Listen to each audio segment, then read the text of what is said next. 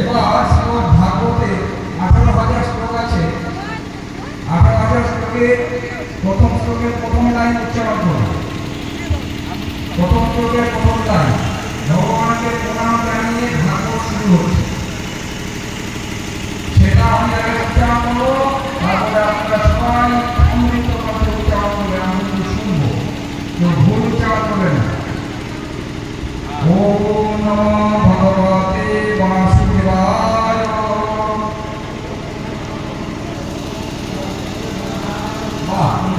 আরো দুবার বলতে হবে।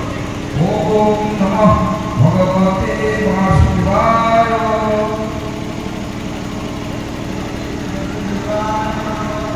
ওম নমো ভগবতে বাসুদেবায়।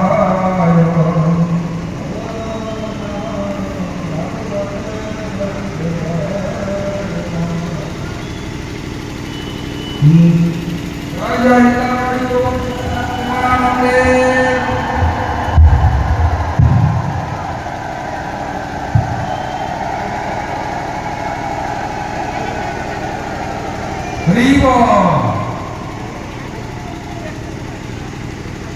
শ্রীমদ্ ভগবত গীতা কমিটির পক্ষ থেকে জনসাধারণের মঙ্গলের জন্য, সমাজের মঙ্গলের জন্য, অপরাধমুক্ত পরিবার সমাজ দেশ গড়ে তোলার জন্য এই শ্রীমদ্ ভগবত গীতা হচ্ছে সর্বকালের সর্বশ্রেষ্ঠ জ্ঞানগর্ভ কথোপকথন ভগবানের সঙ্গে অর্জুনের।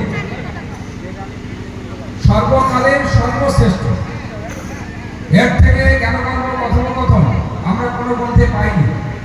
এই শ্রীমদ্ ভগবত গীতা অধ্যয়ন করতেন কে? নামগুলো শুনলে চমকে উঠবে। সর্বকালের সর্বশ্রেষ্ঠ বিজ্ঞানী আইনস্টাইন, ওই যে রিডস গীতা রেগুলার না, ডেইলি গীতা পড়ত।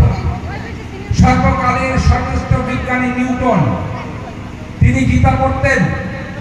আমাদের দেশের রাষ্ট্রপতি ছিলেন ডক্টর আব্দুল কালাম, তিনি ছিলেন একজন বিজ্ঞানী।